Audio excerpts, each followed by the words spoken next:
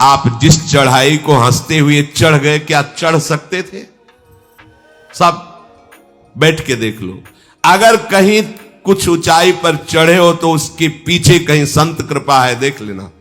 कहीं भी जुड़े हो, कहीं विश्व ब्रह्मांड में, किसी भी संप्रदाय में, किसी भी परमार्थ के मार्ग में, जब आप लौट कर देखोगे तो किसी महापुरुष का हाथ आपको ऊपर चढ़ाता चला जा रहा है। बिना संत कृपा के कोई परमार्थ पर चढ़ ही नहीं पाया आज तक। मति कीरति गति भूति भलाई, जब जे जतन जहां जे पाई, सो जानऊ सतसंग प्रभाऊ, लोकहु वेद न आनऊ पाऊ।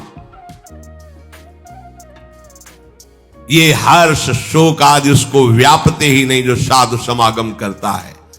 यही स्थिति उसे तीनों लोकों को पावन करने वाली बन जाती है।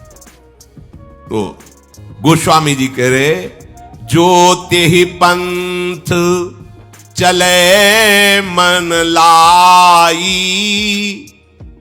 तो हरि काहे न होहि सहाई।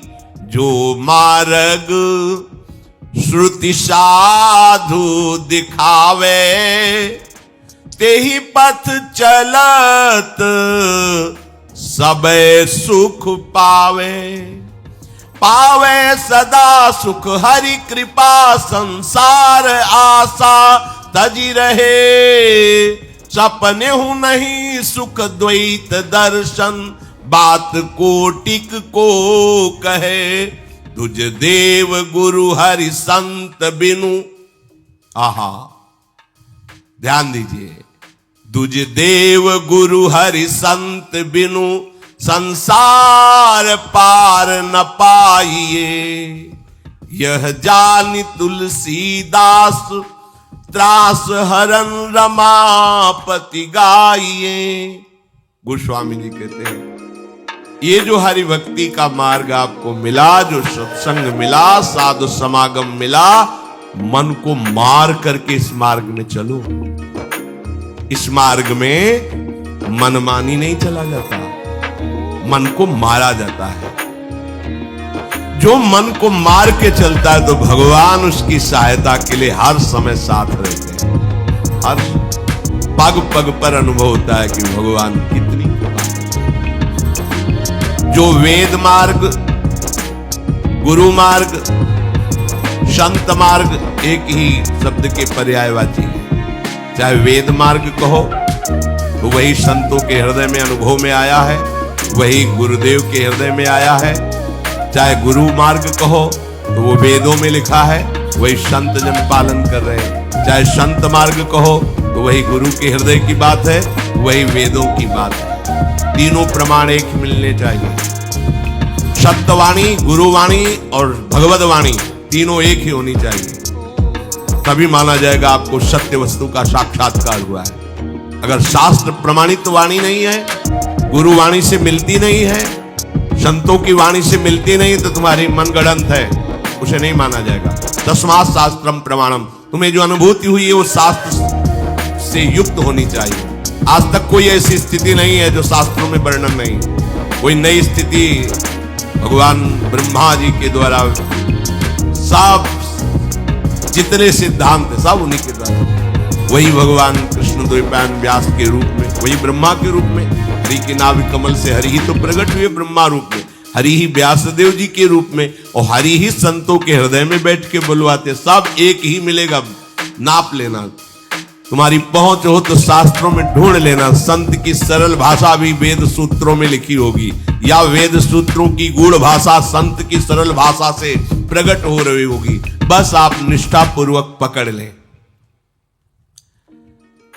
संतों ने जो मार्ग दिखाया है, गुरु ने जो मार्ग दिखाया, उस पर चलना ही सब सुखों की प्राप्ति है। पर गुरु मार्ग पर चलना बहुत कठिन होता है, क्योंकि उसमें मन के विरुद्ध चला जाता है।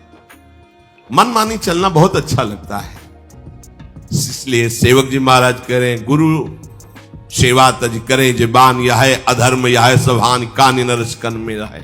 चाहे जितना साधन बना के कर लो, गुरु आज्ञा के विरुद्ध है, कुछ नहीं होने वाला। जो गुरु ने मार्ग दिया उसके अनुसार चलो तो तुम सिद्ध हो जाओगे, सब सुख तुम्हें प्राप्त हो जाएंगे। इस मार्ग में चलने का लाभ क्या अनुभव करें कि हमारी उन्नति हो रही? विषय सुख फीके लगने लगे, रोज का रोज संसार की तरफ से मन हटने लगा, सब सुख से विष्ठावत बमनवत विश्वत लगने लगे। घृणा सुखों की अलम विषय वार्तया नरक कोटि बीभत्सया, इतना गंदा लगना चाहिए विषय शब्द, विषय भोगों की बात, मानो नरकों में हमें दुख दे दिया गया ऐसा लग। जब कोई गंदी बात, गंदा दृश्य, गंदी क्रियाओं की, तो ऐसा लगना चाहिए कौन सा पाप उदय हुआ कि मुझे ऐसी बात देखनी पड़ रही, सुननी पड़ रही। ऐसा विषय सुख की आशा का नाश संत संग का फल, साधना का फल।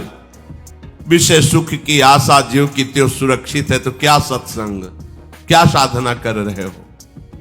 भगवत कृपा का उसके हृदय में जागरण हो जाता है और सिर्फ भगवान नाम रूप लीला धाम के सुख में हृदय निमग्न रहता, विषय भोगों की चाह नहीं।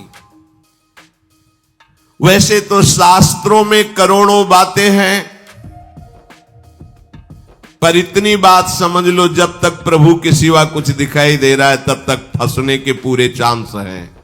जब एकमात्र अद्वैत सत्ता भगवान ही, बस बात बन गई।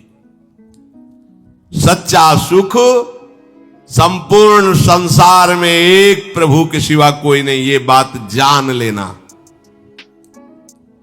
ये गुरु की कृपा के बिना नहीं आती बात, संतों की कृपा के बिना ये बात नहीं आती। इस बात के बिना कोई संसार से पार नहीं हो सकता।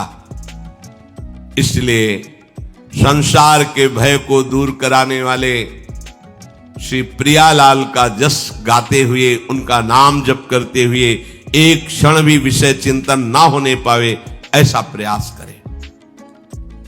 संसिद्धिम परमाम गतिम, ऐसे उपासक को ऐसी सिद्धि प्राप्त होती है कि उसे पुनर्जन्म नहीं होता, फिर उसका जन्म इस संसार में नहीं होता। पुनर्जन्म ये दंड है, ये दंड है। फिर किसी शरीर की कैद करा के तुम्हें फिर शीत उष्ण, मान अपमान, दुख सुख, जन्म मरण, ये फिर भोगना पड़ेगा।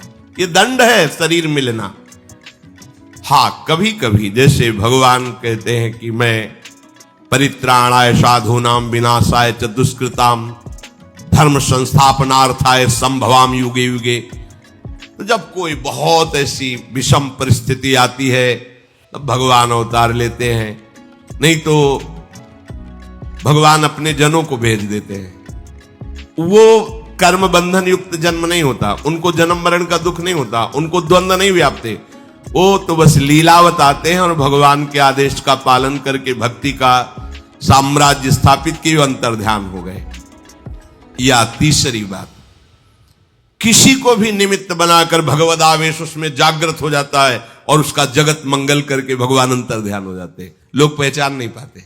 तीन प्रकार से भगवान अपने धर्म की स्थापना के लिए अवतरित होते हैं। पहला, स्वयं भगवान के रूप में अवतरित होना। दूसरा, महाभागवत आचार्य भक्तों के रूप में अवतरित होना। तीसरा, किसी भी भक्त को निमित्त बनाकर उसकी वाणी में, उसके हृदय में अपना तेज प्रकाशित करके धर्म की स्थापना करवाना, जगत मंगल करवाना।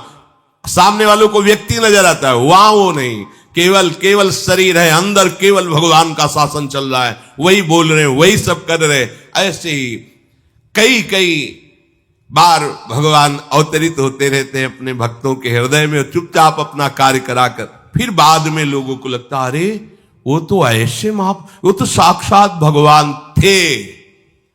है पे कोई जो टिका वो मस्त हो गया, फिर नहीं तो थे में टिकने पर बात नहीं बनती, थे तो गए। है पे टिको, वो प्रभु हम पर कृपा करने के लिए ऐसा स्वरूप धारण करके हमें संभाल रहे हैं। कौन? मेरे प्रभु। बस अब फिर क्या दर्शन की आवश्यकता, फिर क्या साधन की आवश्यकता? उनके मुख चंद चकोर बन जाओ, उनकी आज्ञा पालन करने के लिए चातक बन जाओ। देखो अभी परमानंद का अनुभव हो जाए, अभी नाच पड़ोगे, पर नहीं होता। ये मनमुखी चाल हमारी पुनर्जन्म की व्यवस्था कराने वाली बात है। मत मानो उस मन की बात। भगवान कहते हैं कि उसे मेरी प्राप्ति हो जाती है